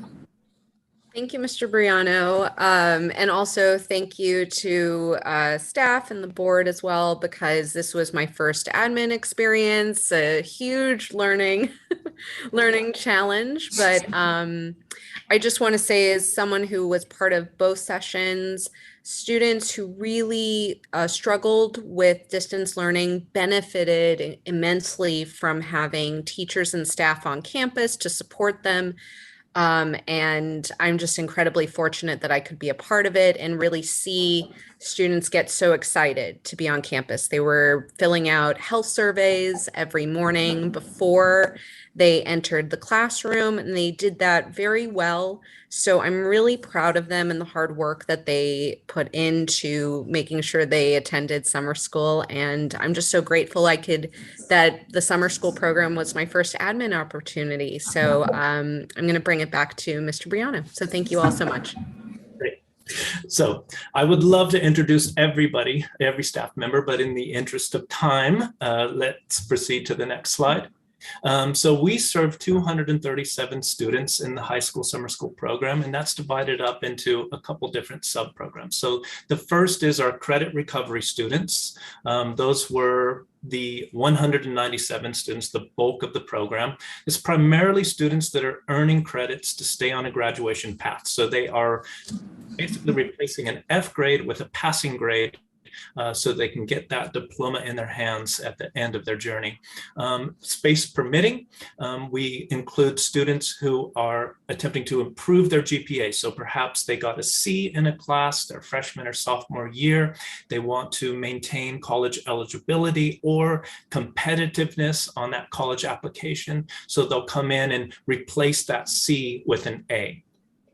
The next subgroup is our math acceleration students. So we serve 36 students in the math acceleration program. This is either geometry or algebra 2. This creates opportunities for students to take higher level maths in the future. So if a student envisions themselves taking AP calculus at their senior year, we all know that math is a sequence of courses. They may have started that sequence their freshman year, not setting them up to ever take that AP Calc class. This program allows them to take that class in the middle in the summer and jump ahead. We want to thank Mr. Irish for really having the vision to bring this program to the district 2 years ago, and it's really helped our students really achieve some equality with students in our neighboring districts. We really appreciate it. The final subgroup is our senior summer school students. So those are seniors, they finished their senior year with 10 or fewer credits remaining to earn that diploma. We've been really pleased to report that all 4 students completed their graduation requirements and earned a diploma. A graduation ceremony was held for them on July 8th. Next slide. A bit of completion data. The credit recovery and acceleration students had a combined 93% pass rate with an accumulated 1,790 credits. Very pleased with that. The Edgenuity students, this is kind of a subgroup of the credit recovery. Those students completed 59 courses, 295 credits were accumulated. So those are students that are in a supervised online learning experience. They might need a class like English 3, which isn't offered as an instructor-led class. So they're coming in being supervised by an instructor, but online. It's a wonderful program, wonderful opportunities for our students when we don't have enough students to fill a full section. Again, I'm really proud to report that all 4 senior summer students earned that high school diploma. That's a real high school diploma where there's no asterisk, there's no footnote. That's their diploma with 30 credits accumulated. In all, 2,100 credits were earned by all of our students. 2 important things, 22 of our English language learners earned health credit through a pilot program that we started last year. We're very pleased with the progress that's made. And I'm proud to report that the youngest student took that accelerated geometry class. They are 13 years old and they are now entering the 8th grade at Westboro. So they're probably going to be at college level math their sophomore year. Thank you, Mr. Briano and Ms. Sens. So as you heard from all of our school leaders, our students did a lot this summer, and they did it with the support of their teachers and the administrators and staff who all participated in our summer programs. At the end of the summer, we asked for some feedback from our teachers and staff and administrators. And so you can take a look through these slides. One of the big things we know going into this year is it's all about relationships, and that's what we're starting off the school year with, and then getting students back into school mode. So with that, I'm going to wrap up our presentation and thank everyone for listening. Thank you to all of my co-presenters for spending the evening with us, and we're happy to take any questions you may have. Thank you so much for the presentation. We are up against needing to take a break from what I understand. Is that correct? Yeah, it's time for a break. So we need to recess into a 10-minute break, but we don't want to go to break without saying thank you. It's an incredible presentation. So much work went into it. Thank you. Thank you. Thank you.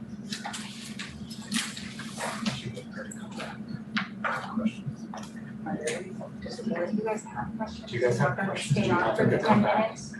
I mean, I just, the only comment I had was, thank you to everyone for coming in and sacrificing your summer. I mean, not only did it prevent some learning loss for our students, but to be honest, you guys were kind of our laboratory for testing our safe return. And so thank you so much.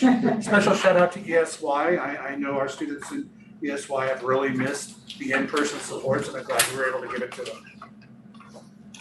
I just want to say thank you very much for the presentation. You guys are amazing. You did an amazing job. Thank you so much. Same here. Thank you for all the great work, and then the outcome is amazing. The attendance rate is 92 plus, and then the passing rate is 93. It's an amazing outcome, so thank you for all the great hard work. Thank you so much, Dr. Hugh. I really appreciate the hard work and all the learning that went on in such a short time for our students, such that you graduated 4 and we attended even that graduation. So it was so much covered and we had such a wonderful time. I didn't know how the extent of all those programs, how great they were, and there were heavy hitting programs like math and stuff. So thank you for your efforts. Thank you. Thank you. Thank you. Thank you. Thank you, everyone.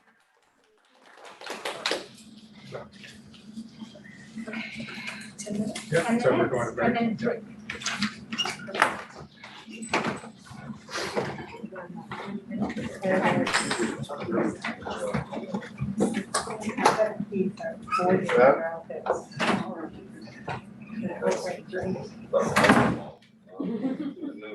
Got new leader on the leaderboard now.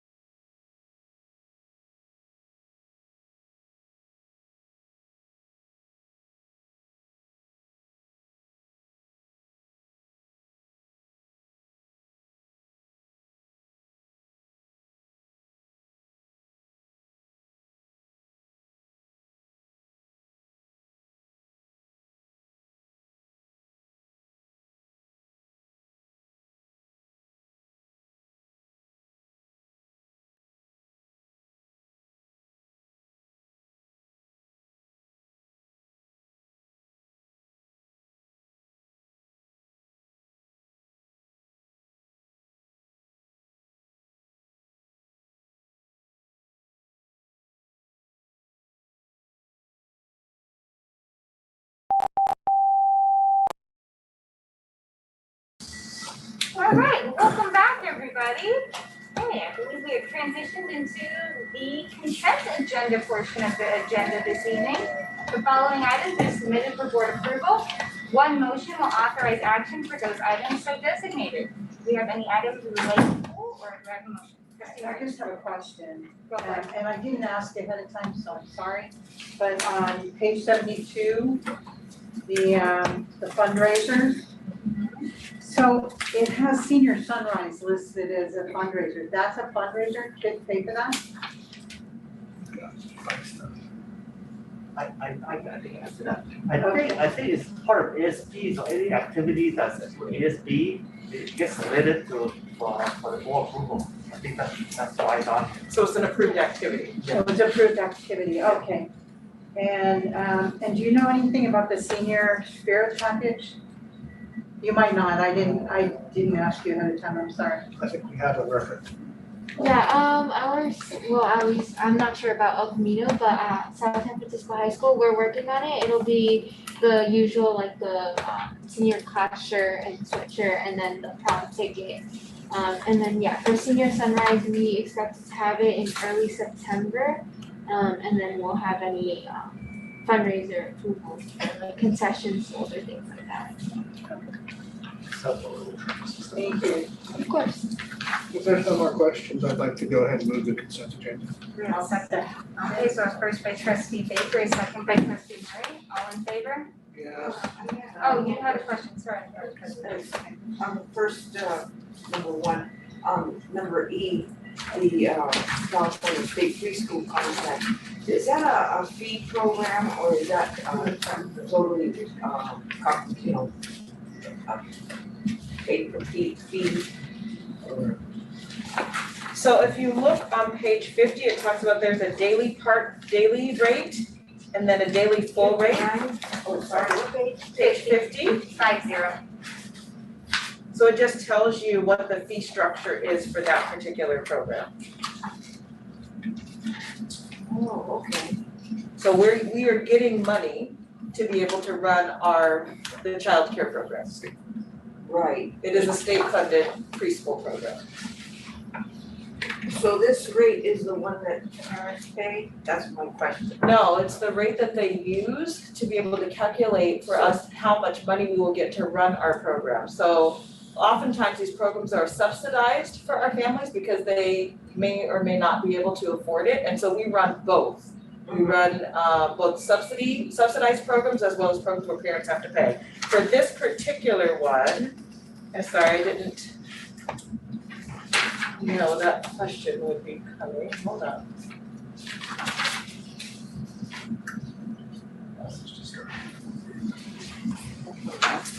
Yeah. Yeah, I don't want to misspeak. And so I can find out from Mr. Claybon. But typically our state funded programs are subsidized, so parents are not paying. But I will ask him and I will let you know. Thank you. Okay, so the motion for the consent agenda was approved and carried along. Okay. Moving into the information and discussion portion of this evening, we have several board policies to consider. Staff, do we want to go through one by one, or do we? No, I just say that the bylaws committee looked at most of these. I would like to point everyone's attention to number 8, 1A8, board policy 7310. That's on page 135 in the book. It is the policy about renaming or naming facilities. We had this discussion I want to say about a month ago about renaming the Community Learning Center after Gene Mullen. And we have a board policy in place that says a facility cannot be renamed after a deceased person until 1 year after that person has been deceased.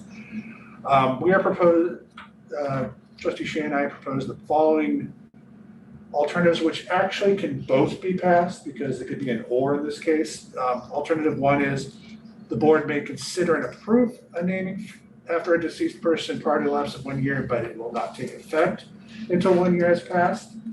Or alternative 2, the board may also, if we pass them both, waive the 1 year waiting period upon a vote. So, I have a comment about that, only because it says renaming of existing school. Who forms the committee?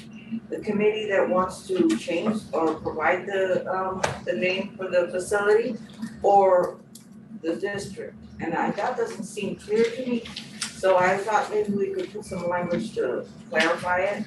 there is a separate bylaw, it's self-referred there, the Citizens Advisory Committee, 1220, if you look at the footnote there. That has the explanation of who's in the Citizen Advisory Committee, how they're formed. This is an existing bylaw. The only changes we're putting are the two alternatives that are highlighted at the bottom. So that will remain if we choose one of these alternatives? Yeah, except for changing may name schools at the top, I think we changed that because, it's like, if we don't have a name, it's otherwise forcing us to name after individuals or geographic areas, and for the meantime, we can say building number 1, building number 6. But the only other changes are the two alternatives at the bottom. And we can pass one or both of those. Okay, so Vice President Richardson, I heard you quietly say you like both, and that was what Trustee Baker was also sharing. We have the option of picking one or the other, or we can put both, and we just put a big fat or in the middle, and then that gives us flexibility. That was my question. Will we pick, do we have to pick one or the other, or probably have to? No, yeah, we have to pick one, other, or both. So basically, we have 3, we have 4 choices, do you not think? Alternative 1, alternative 2, or alternatives 1 and 2. I'll tell you why, because sometimes some people want you to rush something through, especially in this position, in this case. And I think this policy is serviced well, so that might be an indication that it's not a bad policy. Okay, so I have one person who's expressed support for both. Other thoughts? Initially, I had alternative 2, but with the introduction of the or, I think that's a good option. That's what I'm the writer of these, so And that's the for me. So I also support the idea of both, just it gives the board flexibility in making that decision. So we do have the option, just so that I forgot to mention this when I open up the item, to waive the second reading if we so desire. So that will move forward with adopting board policies if that's of interest.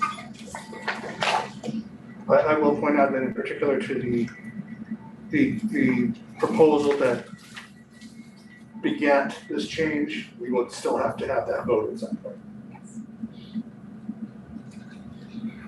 So I think there's a consensus to do the or, so I will move that we pass all the 1 through 7, and for alternative 8, I vote, I don't know if we want to take them separately or do it the whole, do it as one. We can do it as one motion if you can capture it all. Okay, pass 1 through 7 and then pass number 8 with both alternatives included.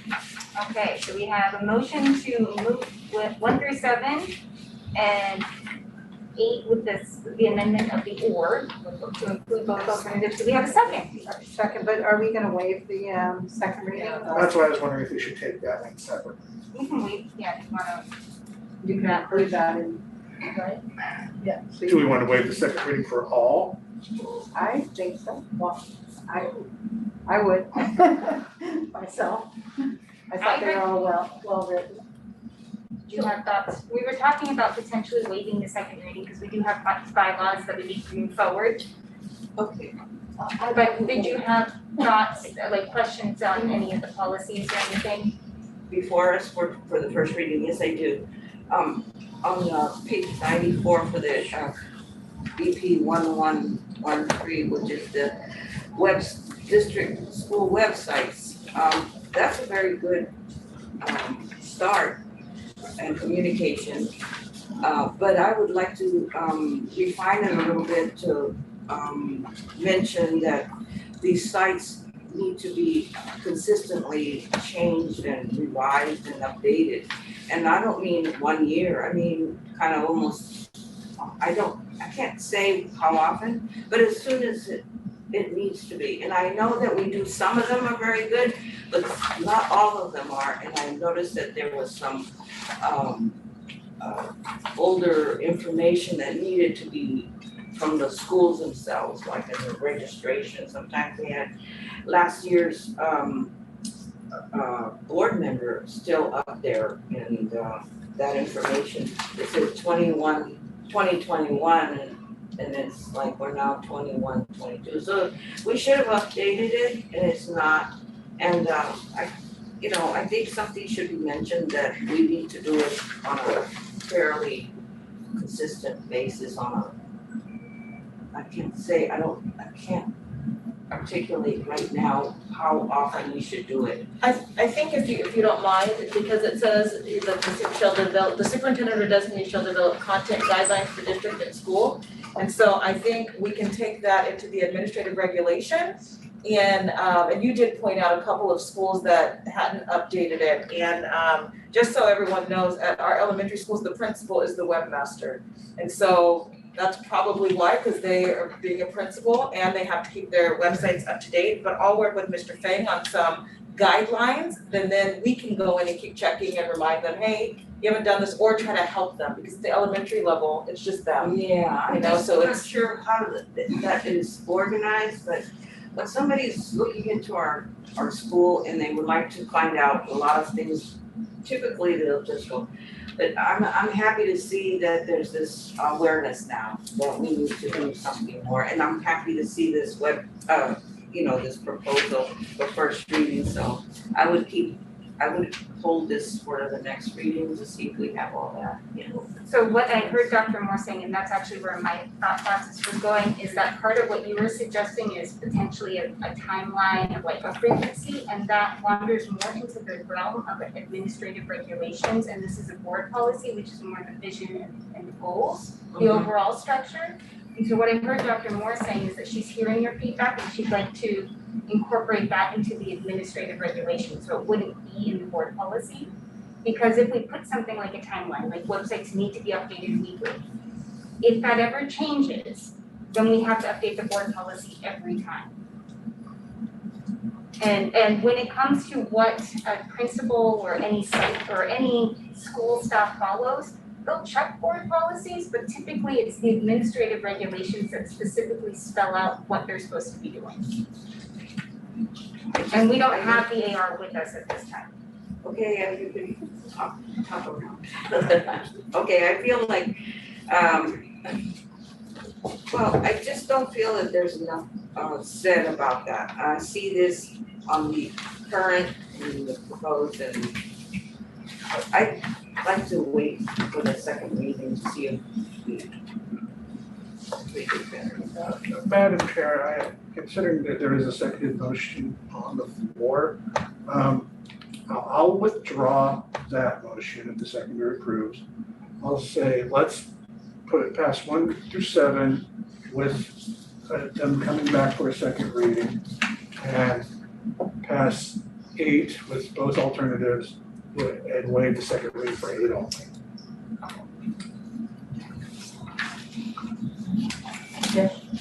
Second. All right, so we have a first by trustee Baker and a second by trustee Murray. All in favor? Can you just say that one more time? I got confused. We will pass first reading for 1 through 7, and they will come back for a second reading as is typical. And 8 we will pass now with both alternatives waiving a second reading. Can I just add, just to keep in mind, we have lots and lots of board policies we have to approve to be caught up to 2021. And so I think the intent of putting in that the board can waive the first reading, or excuse me, waive the second reading to get them approved is because next time we might potentially have 16 policies that we're bringing. And so just mindful, I know if you guys want to bring it back, of course we'll bring it back, but we have lots that we would like to get caught up on sooner rather than later. I can suggest we put the second reading on the consent calendar until next time. I know we already have this and the second. I'm still a little bit confused. Why we need to change? Originally, we are saying waive second read, right? All of them. Yeah. And then all of a sudden we change to just, so why is that? I don't get it. I thought we have the conversation, right? Comments, and then we have to all agree, and not immediately change the. I'm sorry, I think we should go back to the original. The original. I'll withdraw my revised motion if the seconder concedes and restate my first motion. Approve all 8 with the waiver for second reading, 8 to include both alternatives. Okay. Second. First by trustee Baker, a second by trustee Murray. All in favor? Yes. Any opposed? All right, motion carries. Okay, I'm gonna take my gavel now. I'd like to pause the regularly scheduled board meeting and open up a public hearing for CSEA Chapter 197 prior to commencing negotiations. California law, Government Code Section 3547 requires that a school district and the exclusive employee representative present their respective proposals at a public meeting. The CSEA initial proposal is being presented at this meeting, and the SSFUSD initial proposal will be presented at the September 9th, 2021 board meeting. And the CSEA initial proposal to SSFUSD, a California School Employees Association CSEA Chapter 197 representative, will present its initial proposal to the South San Francisco Unified School District Board of Trustees to begin contract negotiations for the 21-22 reopener agreement. A mouthful. It is, that's a lot of words. President Lujan, I do not know if Ms. Malpai is here, but I will let the board and community know the CSEA respectfully submits the following bargaining proposals. Article 6, hours and overtime. Article 7, compensation and benefits. And Article 9, vacation. Okay. Do we have to open public comment to see? Okay, Mr. Stein, can you open public comment and see if anyone would like to comment at this time? Yes. Thank you.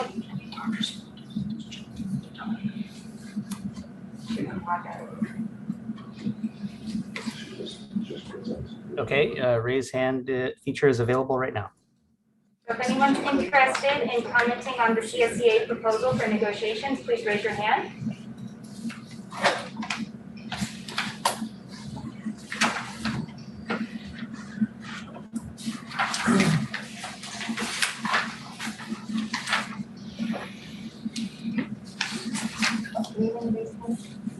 No raised hands. Okay, and seeing that there are no raised hands, Mr. Stein, I guess you can turn off the raised hand feature and I will close the public hearing. Thank you all. All right, reconvening back into open session. All right, action item portion of the meeting. All right, our first item this evening is resolution 20, sorry, that's not a number that I should be reading. Resolution 21-43 for Attendance Awareness Month. Staff recommends the adoption of Resolution 2143, recognizing Attendance Awareness Month and supporting activities to increase awareness of importance of daily attendance. Trustee Murray, are you up for reading this into the record? Sure. South San Francisco Unified School District Resolution 21-43, Attendance Awareness Month, September 2021. Whereas good school attendance is critical to student achievement and graduation, and we are committed to reducing chronic absenteeism rates. And whereas chronic absence, missing 10% or more of school, which can be only 2 or 3 days a month, including both excused and unexcused absences, is a proven forecaster of academic problems. And whereas chronic absence in kindergarten and first grade predicts students are far less likely to read proficiently at the end of 3rd grade, which often results in course failure and subsequent dropout, which weakens our community. And whereas school attendance improves and chronic absenteeism is notably reduced with community-wide involvement to monitor and promote good attendance and address obstacles which keep children from getting to school.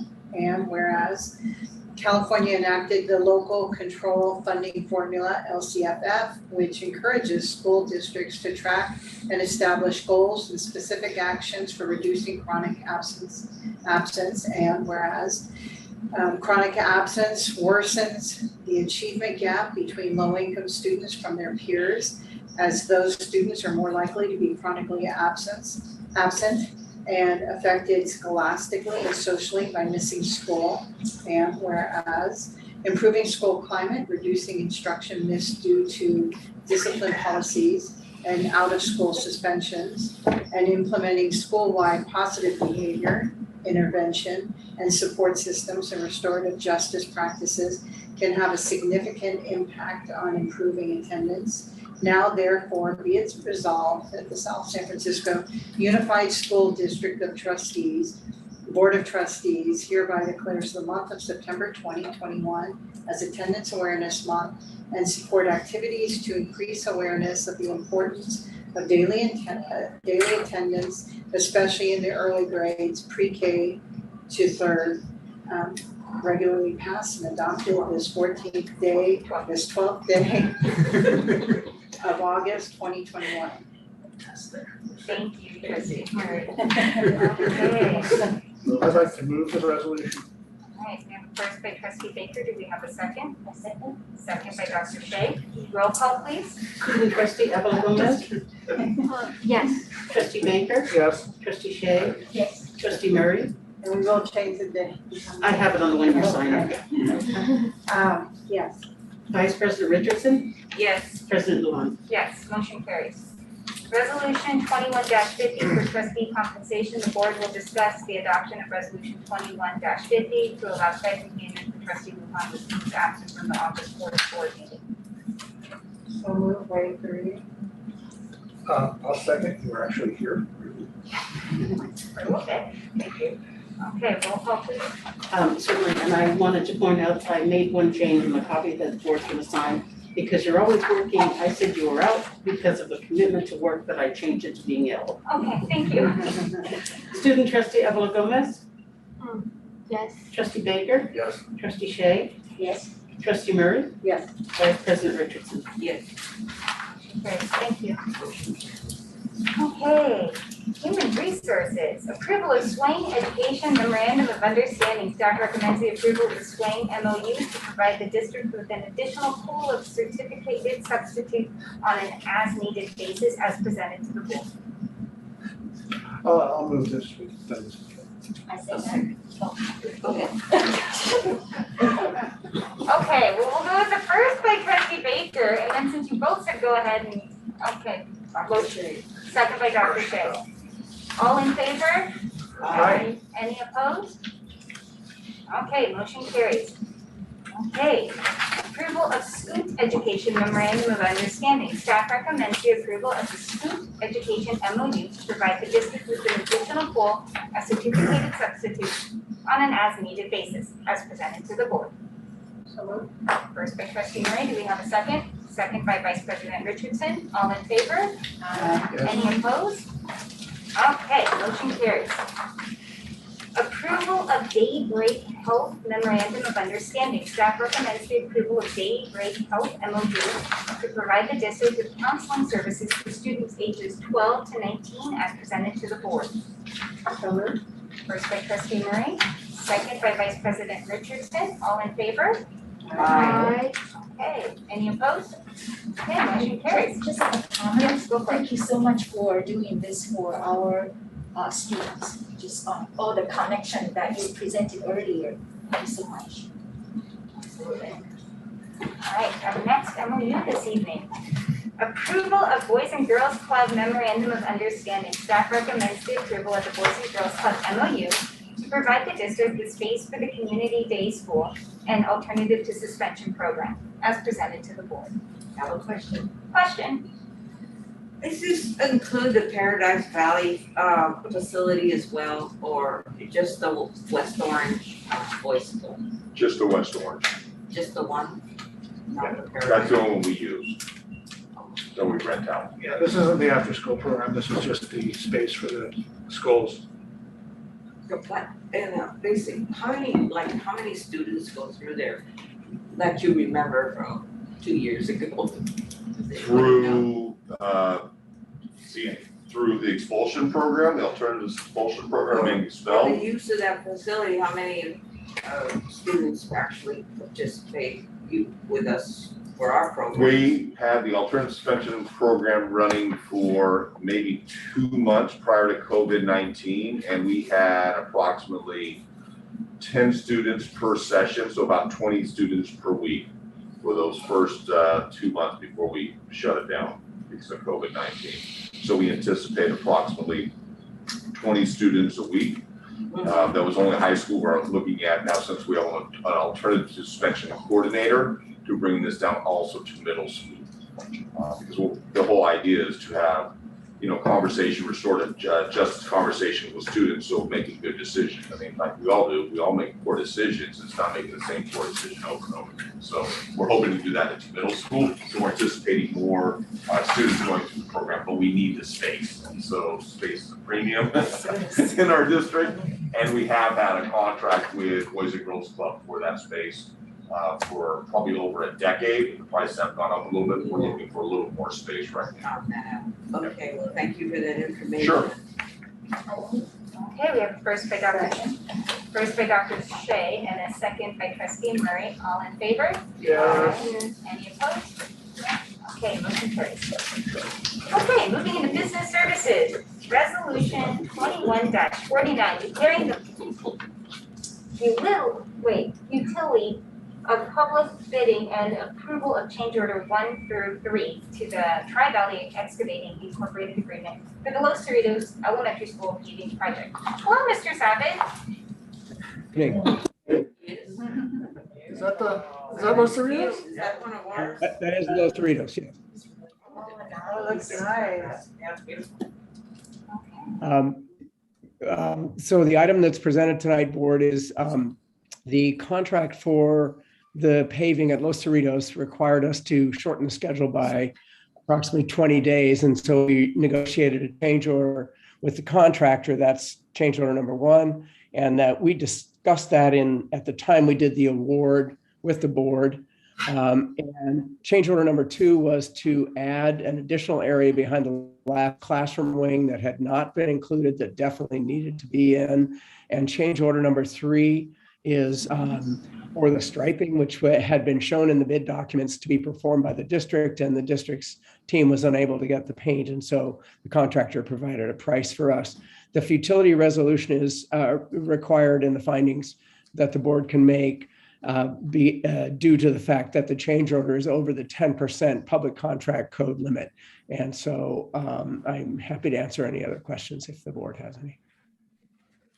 Just a friendly question. Now, the condensed schedule was because we had summer school in that campus, correct? That's correct. Yes. Vice President Richardson? Thank you. Are we finished with that project?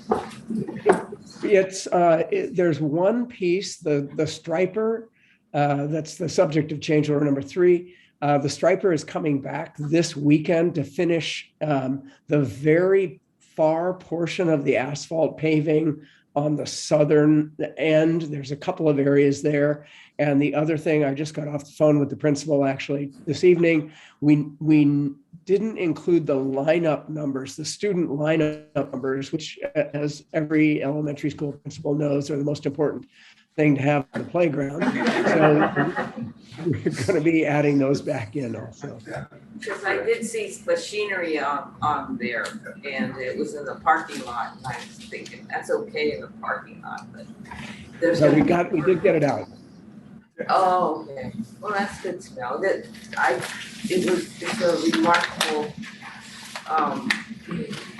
upgrade for that school. It just lifts that whole area. And it was just nice to see. And in the future, what you suppose we should do so that we can sort of be better at figuring out these types of bids, if you will. I mean, I know that there's times when you're just not sure, but it seems to me somebody missed something, and we probably would have had a better estimate, and we wouldn't have had to be here discussing this if somebody had kind of gone over what was needed done. I know it was during COVID, but there wasn't a lot of people on campus anyway, so that would have been nice for somebody to go out there and look and get it done and make sure everything was included. It was not a big job, I believe. Well, I think from my perspective, I think one of the most important things is that the district will be having some a new facilities director, and that will be able to assist us in providing the kind of continuity and overview to understand where the school schedules are. I mean, really, it was a coordination issue that got missed by the team, and so that's really what required us to change the schedule. Okay, well, I appreciate that. Thank you. We'll remember that. All right. I'd like to move resolution 21-49 and waive the reading, please. Okay. First by trustee Baker, second by trustee Murray, all in favor? Roll with the resolution. Oh, sorry, roll call, thank you. Waive the reading, it threw me off. Student trustee Evelyn Gomez, Aye, sorry. trustee Baker, Yes. trustee Shay, Yes. trustee Murray, Yes. vice president Richardson, Yes. president Lujan. Yes, motion carries. Okay, Thank you. thank you. Approval of agreement with Infinity Communications and Consulting Incorporated for project administration services. Staff recommends the approval of the agreement with Infinity Communications and Consulting Incorporated for project administration services on the structured network cabling project as presented to the board. Hello, Mr. Siam. So, unless you want to present on it, Mr. Siam, I'm happy to. Move the approval. I'm available if you have any questions. All right, we have a first by trustee Baker, a second by Dr. Shea. All in favor? Yes. Aye. Any opposed? No. Okay, motion carries. All right, our next item this evening is approval of agreement with AMS.net Incorporated to extend the term of the contract. Staff recommends the approval of an agreement with AMS.net Incorporated to extend the term of the contract for the network electronic project as presented to the board. Madam Chair. please I skip skipped C. one. I skipped C. I see that. Okay, approval of agreement with AAA Network Solutions to extend the term of the contract. Staff recommends the approval of an agreement with AAA Network Solutions to extend the term of the contract for the structured network cabling project as presented to the board. All right, first by Dr. Shea, a second by trustee Murray. Just kind of quick question. Okay, quick question. Mr. Sam, I appreciate all your hard work and everything. I see all the wiring everywhere. What is your estimate that will be out of the boardroom and in debating by September? Can we putting you in a tight spot, I'm sorry. You just say. Really up to the board. Yeah, we haven't discussed Oh, okay, that. if we prove this, you're gonna give me a better answer. No, the board has to discuss returning. Okay. You're quite going there until we can let people go. Right. Okay, so we have a first and a second. All in favor? Yes. Any opposed? Okay, motion carries. All right, now we move on to AMS.net. Sorry, I jumped ahead there. Approval of the agreement with AMS.net Incorporated to extend the term of the contract. Staff recommends the approval of an agreement with AMS.net Incorporated to extend the term of the contract for the network's electronic project as presented to the board. So, A second. All right, so first by trustee Murray, a second by vice president Richardson. All in favor? Any opposed? All right. Okay, approval of price change request for the networks infrastructure upgrade project. Staff recommends the approval of the price change request on the structured networks cabling project as presented to the board. Madam Chair, just a really quick clarifying question to Mr. Siam, I guess. So as I understand, both of the change orders in this contract are because we did not have proper conduit space at those two campuses, Westboro and Sunshine Gardens? Correct. In an upcoming board update, I'll provide some photos of exactly what's in the conduits currently. As I indicated on the agenda cover, there are other cablings like power, alarm, and fire, I believe, cabling that really should not be Pull those out. Shouldn't have any other types of cablings mixed in with them. So because of that, we had to create our own pathway by running additional conduit. Thank you. With that, I'll go ahead and move approval. Second. First by trustee Baker, second by trustee Murray. All in favor? Any opposed? Nope, motion carries unanimously. Okie dokie, this brings us to the review of future agenda items and meetings. So we're busy next week. Yeah, September 9th is very full.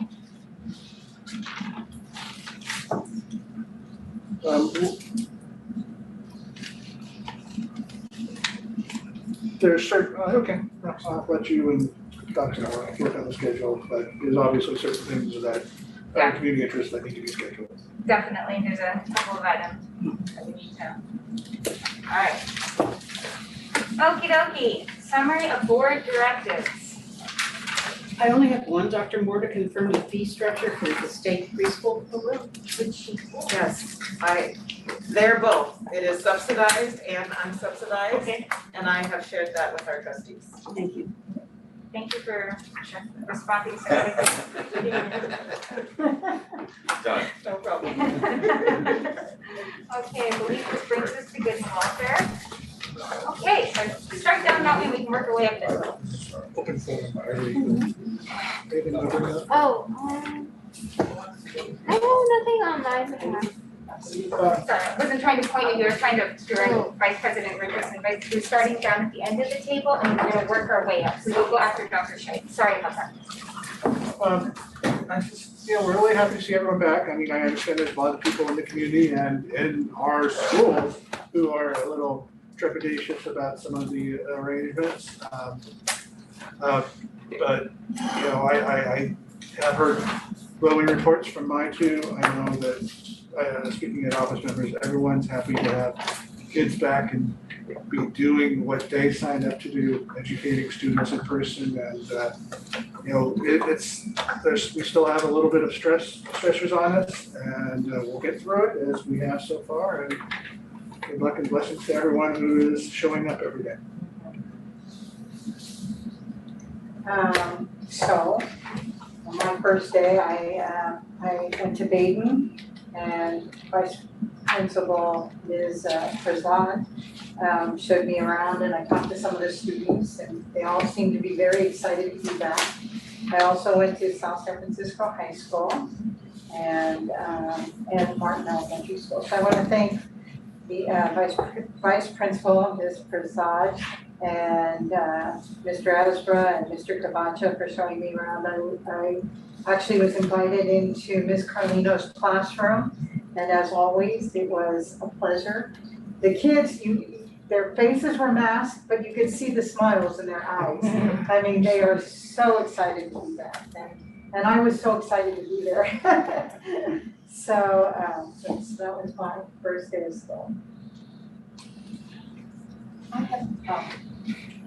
I have a quiet list. I'm so excited. So August 4th, we had the equity, diversity, inclusion team, and then with Trustee Baker. I was there only for the first 30 minutes, and I believe we have 3 points from.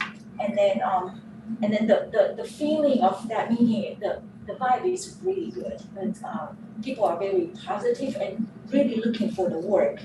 So, and then all the talk about that is from safe place to brave space, which I think is wonderful, that we all need to be honest to ourselves. So I'm so looking forward for that, continue that meeting. And then August 9, the virtual welcome back 2021 with the leadership from Dr. Moore, CTA President Yano, CSEA President Malfatti, FAE President Kashavaro, and PTA President Sano. Their powerful and heartwarming speech really, I really feel it, like that kick off our extraordinary academic year. Welcome our family and also make sure that we are all safe and healthy. So it's really, there are two quotes I want to share. Dr. Moore's is teaching, learning, and leading with love. Leading with love. So we just need to be very courteous and then love in this kind of situation. And then the other president mentioned about coming together is a beginning. Keeping together is progress. Working together is success. I thought this is such a great, I'm going to take a great quote. I don't know who that coming from, but it's from one of the president that speak to us in this kind of situation, that working together is success. Doesn't matter what is the outcome, just work together. And then the first day of school, I visited 3 schools. It was so wonderful. Ponderosa, I saw Principal Erskine. And the kids are so happy. None of them are crying. I imagine the kindergarten may be crying, but they were so happy taking pictures, and parents. And at that there, I did not hear, I only hear one parent say about they are a little bit nervous about the variant. Other than that, kids were so happy. And then one girl told the teacher, say, talk to my mom, tell my mom goodbye. Because mom keeps saying, did you do this, did you do that? And then she just keep please tell my mom goodbye. And she just keep working. That was so cute. And then the Sunshine Garden, Principal Gonzalez, and I was with Mr. Irish, was wonderful visit there. And I also went to Altaloma to see, I was late, but Principal Mendez walked me around, and was so good to see all the teachers that Ryan's teacher 4 or 5 years ago. It was so good to see them. And then with the hugs, I know we are not supposed to go, I just cannot help. And so visiting schools really bring to the realize that we are in this position, when we are in this position, remind us we are here to serve our students. And so that refresh, that kind of hitting you in the face, realize, hey, I know now, I really know, I feel it, why I'm here. So thank you for listening. Oh, it's me? Oh, okay. I'll start with the new teacher orientation. I went to that, and I think I overstayed my welcome, because by the time Mr. Yana was there,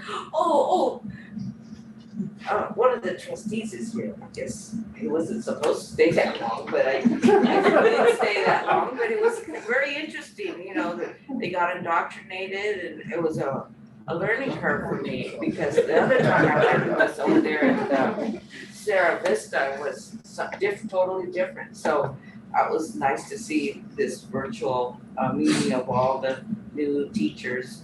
And then I think the same week, Trustee Murray and I went to the breakfast at the Chamber of Commerce. And boy, did we get some news. We're gonna get a new Safeway at this long-awaited vacant lot on Spruce and El Camino. And we're gonna get probably more housing at the old theater on Door, and the birthday of the city for 101 years. We were invited already, but that's coming. So a lot of important things were, and former trustee Liza Normandy is the chief executive officer of the chamber, and she was there, and the police chief was there, and Mr. Fertrell, the city manager, was there, so we all had a great breakfast. We had great bacon too, so that's a nice place to go and have breakfast. And then, of course, yesterday was a brand new first day of school. I visited 4 schools.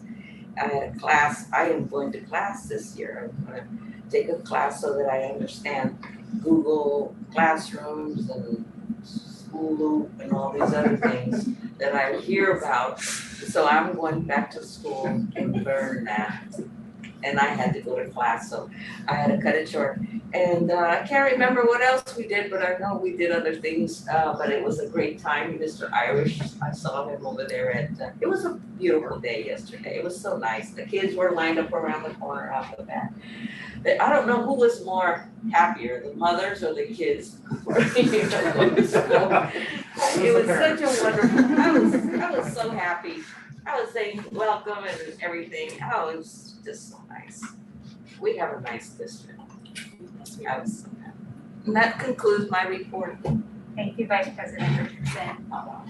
So earlier this week, I actually had the opportunity to join Orange Memorial Park and Centennial Way Trail Master Planning meeting, which seems to be a beautiful opportunity to really look at specifically South San Francisco High School and Los Cerritos High School potentially, and opening up green space, because right now the trail is the trail and dead grass. So that was nice to participate in that conversation. Mr. Savage was also there, so it was a really thoughtful conversation, and they were very interested in seeing ways that if they do develop and improve upon the trail, how could they support the school district in anything that may be of interest to us. So, they threw out wonderings about community gardens and, recreational spaces. So that was very nice. And then on the first day of school, in between dropping off my kiddo at school and getting to work, I had the opportunity to pop in at Monteverde and say hello. Westboro Middle School, line was already starting to drop off kids at like 7:50 in the morning. You could tell either the parents were excited to have kids back or kids were excited to go back, or both. Skyline, also hit up Skyline.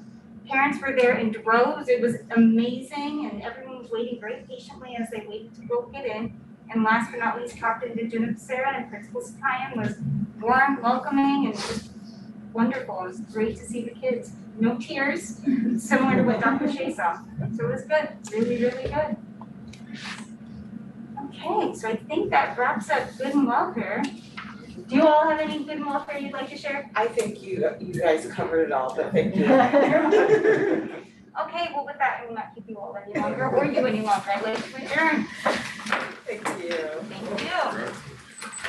As someone who's going to be on that trail, you guys up in line in about 5 minutes? So, Yes. Yes. Yes.